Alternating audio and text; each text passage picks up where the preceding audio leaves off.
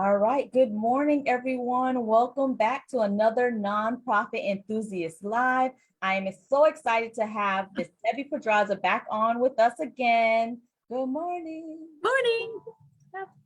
All right. So today's topic is going to be objectives, methods, and resources, and how it can help organizations clarify their objective and avoid having resources drive their decisions. So in a few, we're going to hand it over to Ms. Pedraza so she can talk about that.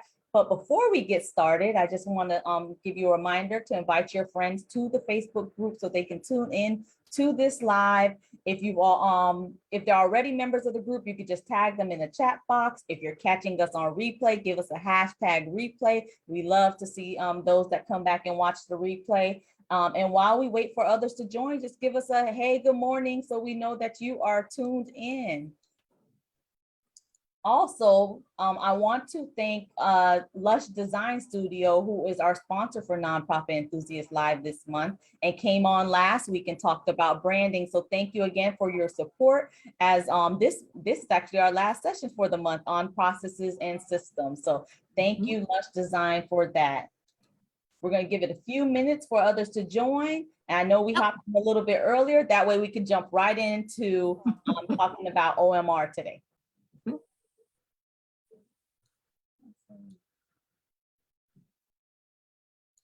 I am ready when you are, Lashina, so you let me know. Okay, I will. I definitely will. Good morning, Brenda. Thank you for tuning in. All right, go ahead and tag those that you feel needs to be here. If you're catching us on replay, once again, give us a hashtag replay. Other than that, we're going to get started. So I'm going to do a quick introduction of you, Debbie, and then we can jump right into the topic. So I am so excited to have Ms. Pedraza back on with us.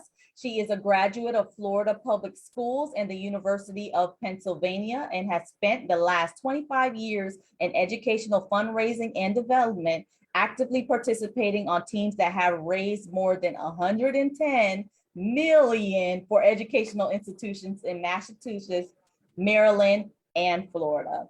She joined Orange County Public Schools in February 2013 as the district's first director of philanthropic development. It's a tongue twister. I know, right?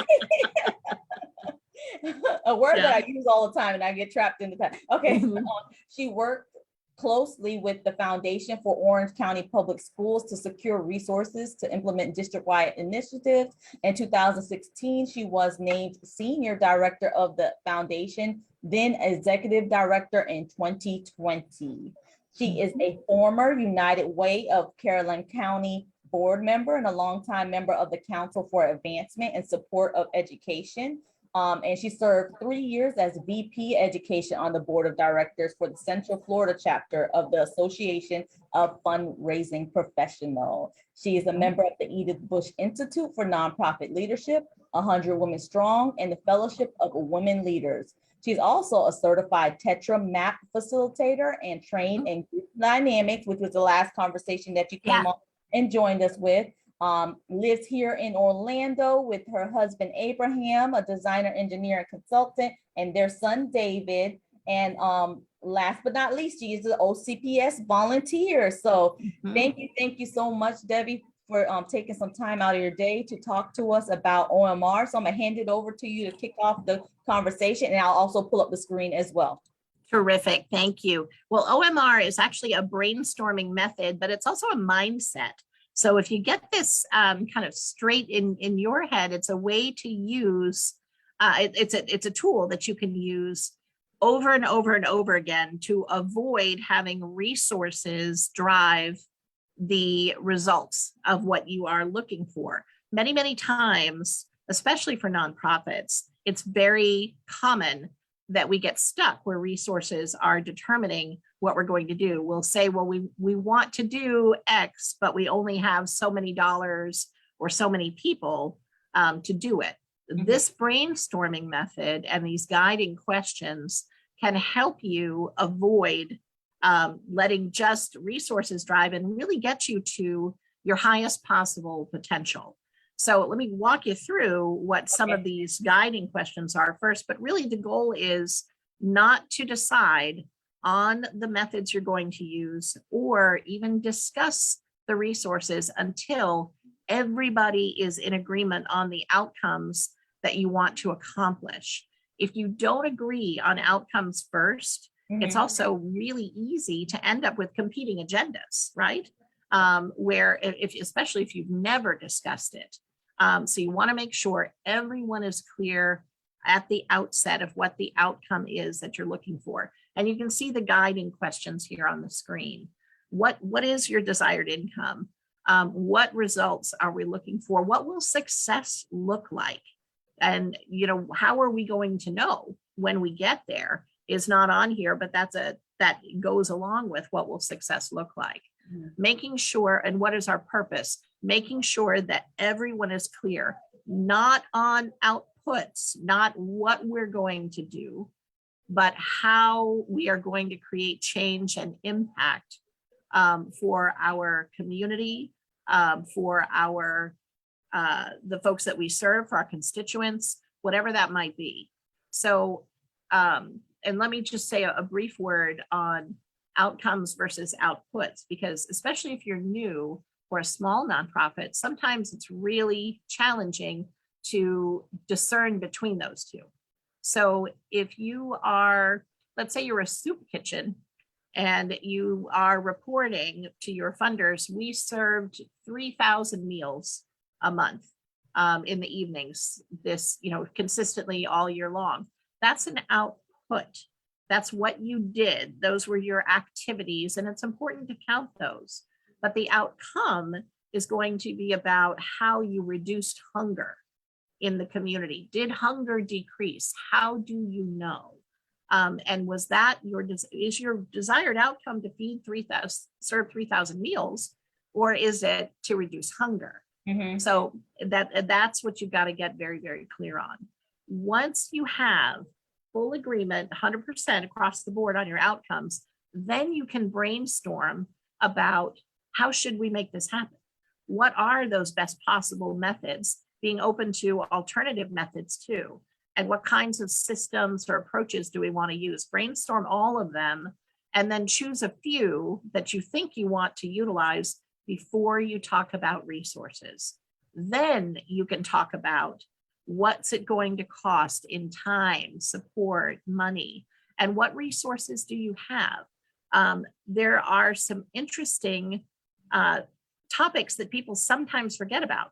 They forget about human resources and people that might already be in place, whether it's volunteers or staff. In our case, we're in education, so it may be faculty members or even students might be part of what we need to consider along the way. So the handout has these guiding questions, but the really important takeaway on this is the order: objectives, methods, resources. And let me, if I may, Lashina, before we get into any questions, let me share a specific example from the first time I saw this work to help everybody kind of understand how it might look without it and what the results can be. The school that I started my career at, Berkshire School, had been a boys' school for many, many, many years and had become co-ed in 1969. And in the early 2000s, we were ready to build a girls' dorm because more and more girls were coming. We were losing girls because the dormitories we had were just kind of barracks-like. They fit the way boys lived. Boys drop their stuff and go outside. It wasn't, they just didn't appeal to girls. And so we sat down as an organization to talk about, all right, well, we need to build a girls' dorm.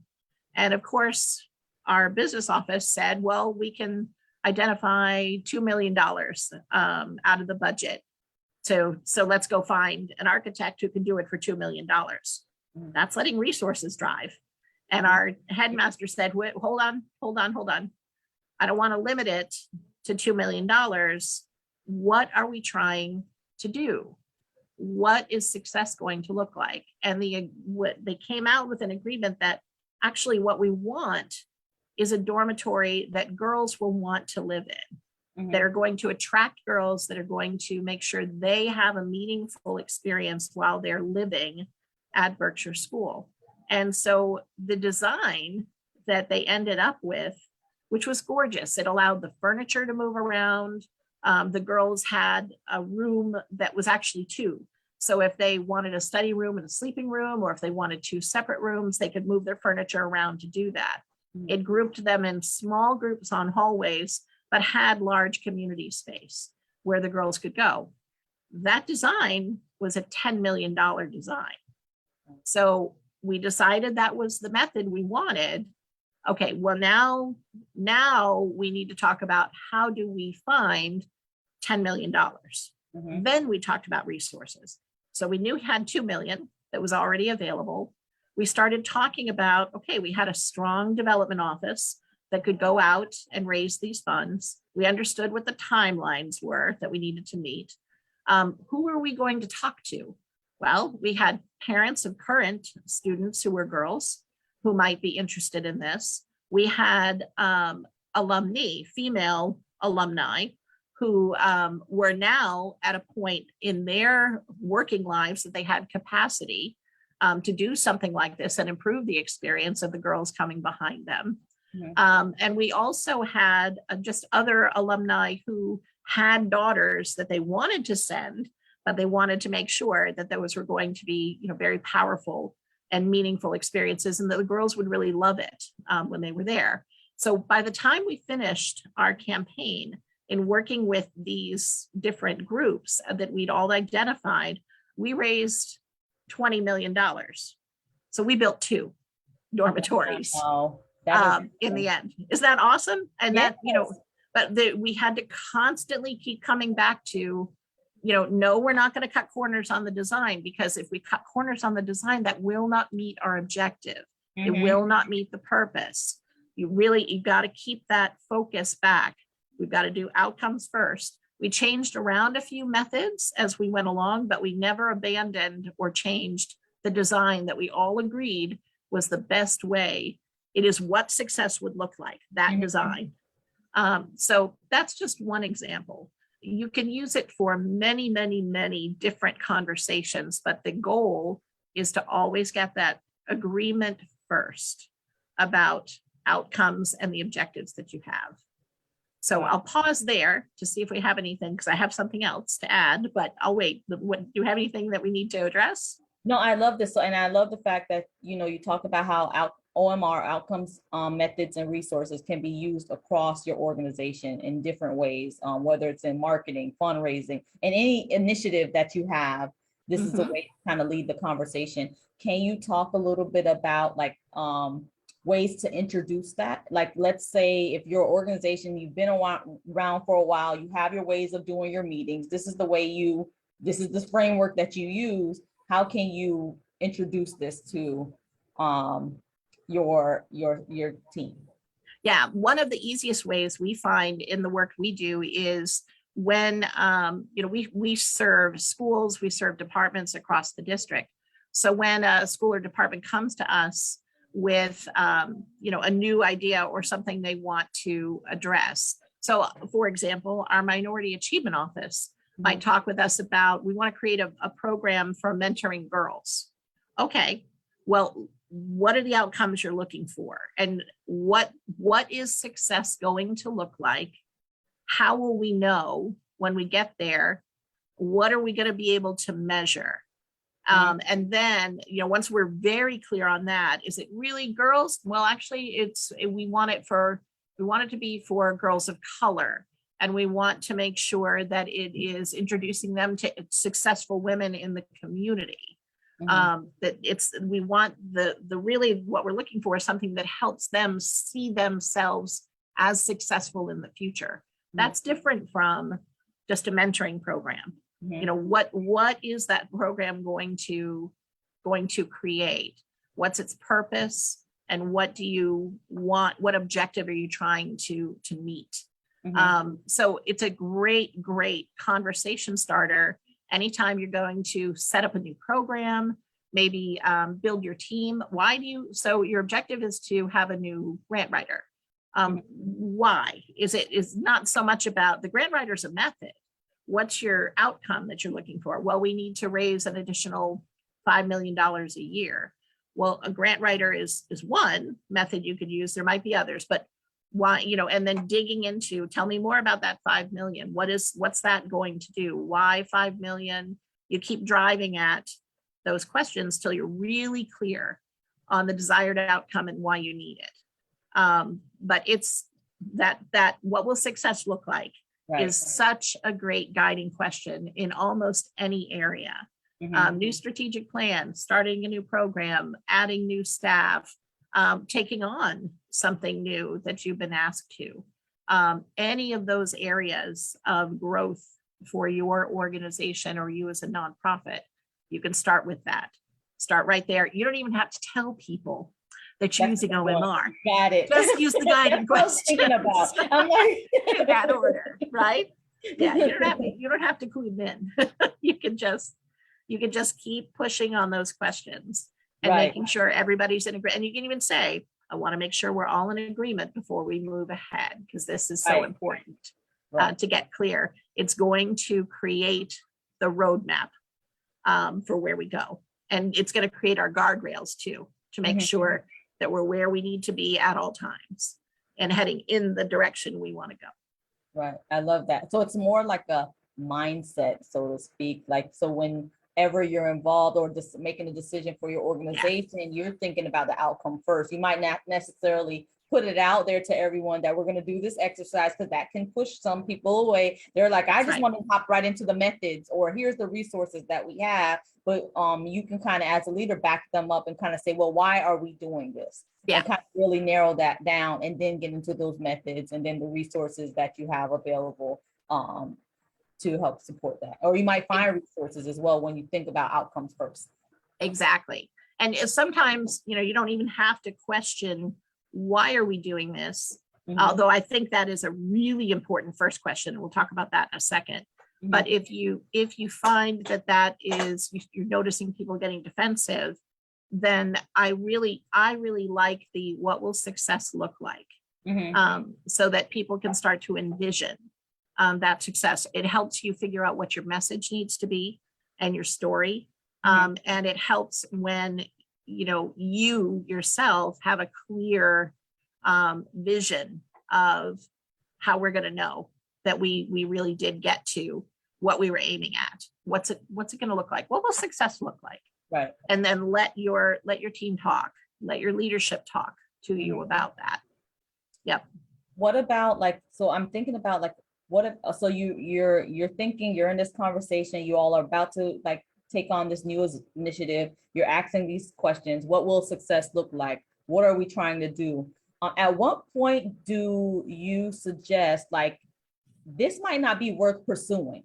These conversations are happening, we're you're realizing that, okay, the outcome doesn't align with our mission. The results are not aligned, but we're still having this conversation. It's still that push of, let's do this. At what point do you say no, let's stop at outcomes here and move on, prioritize something else?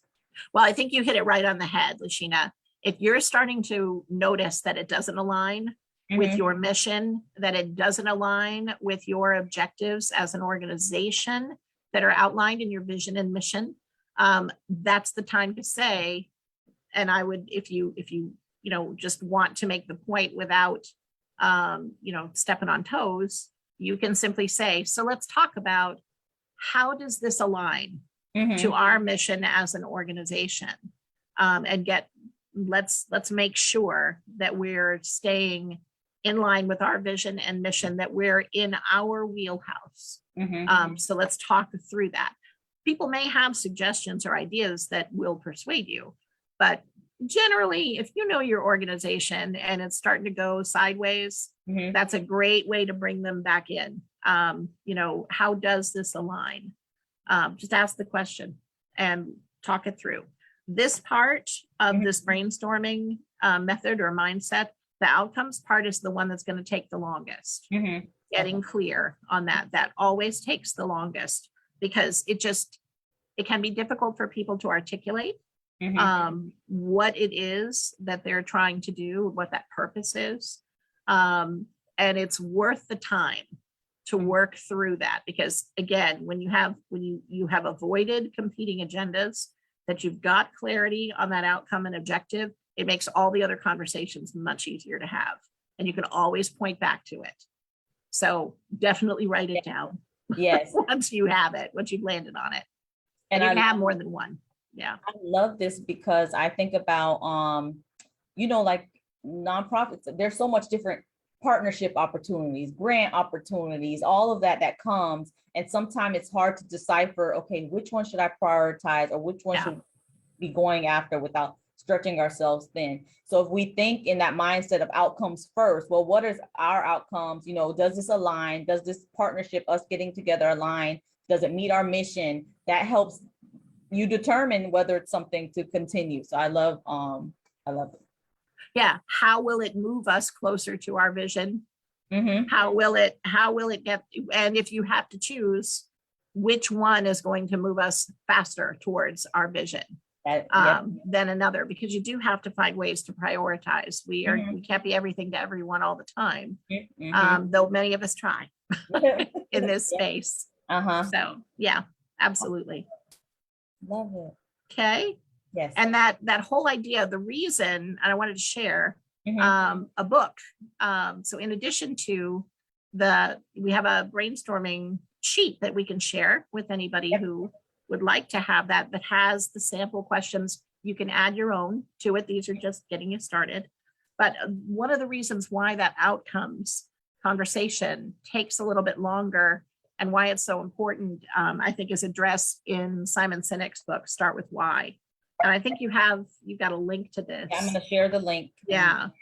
Yep. Simon Sinek. If you've read the book, and when you do read the book, you'll see he has a theory that the part of our brain that drives behavior isn't connected to the part of our brain that handles language, because it's very primitive. It's the source of that gut reaction or something that just feels right. And so it can be very difficult to articulate why does this matter? Why should people care? What is our purpose? What is the answer to those questions? But it's very worth doing, because once you get there, again, like, it creates those guardrails and that roadmap for you.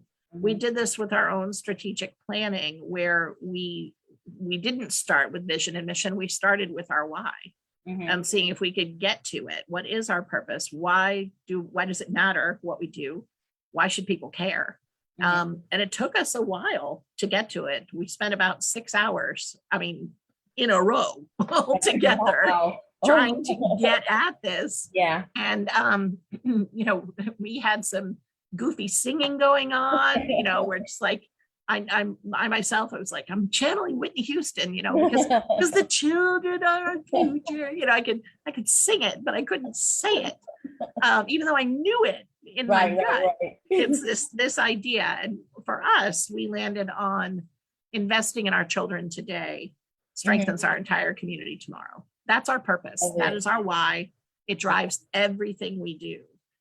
So if for those of you who have a little bit of time, or those who love to read, I highly recommend Start With Why, and using it along with this method, and having this become a mindset for your organization.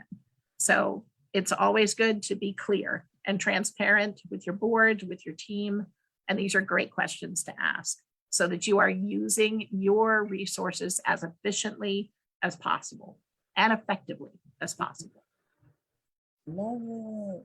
Well, thank you so much for coming on. I was trying to share the file in the chat box, but it won't allow me to. But so I'm going to do, for those of you tuning in, I'll go ahead and make a post, and you'll see the file, the worksheet that you can use that will be shared. And I'll also share the book again in that post as well after this session. So you'll have access to it then.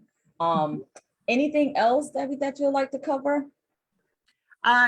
For today, I think that's what I wanted to make sure to say. I mean, Lashina, you know me, we could talk for hours, so I'm sure we'll find another topic Yes, yes. that we're would going to love want to have cover you on. together. So, Yes. and I'd love to know from your audience, whether they're live now or they watch this later, you know, what kinds of questions do these things generate for them? What additional conversation would they like to have? And I know you're always asking that. So Yes. I'll be anxious to hear. Yes, please share. You can share that in the chat box, or if you're catching on replay, go ahead and share that as well in the chat with the hashtag replay. And that way we'll be able to gather that information. Thank you. Yeah. Well, thank you so much for coming on, talking about outcomes, methods, and resources. So we all learn outcomes first. Outcomes first. Yep. Always. Yep. Don't let those resources drive. Right. You are a resource generator. Yes. And it's so easy to just let the resources drive first. This donation came in, or we want this, or the method to make those, you know, but yes, if we have outcomes first, that's a good way to kind of strategize and be strategic in what we our efforts lie. Yep. Exactly. You got it. Yep. Awesome. Yep. Well, thank you so much for joining us. Everyone, we will see you all next week. We did the live this week, Wednesday, because this Saturday is my birthday. So happy birthday. Thank you. So we will be back next Thursday. So we'll see everyone, and thank you all for tuning in. All right. See you, everyone. Thank you. Bye-bye.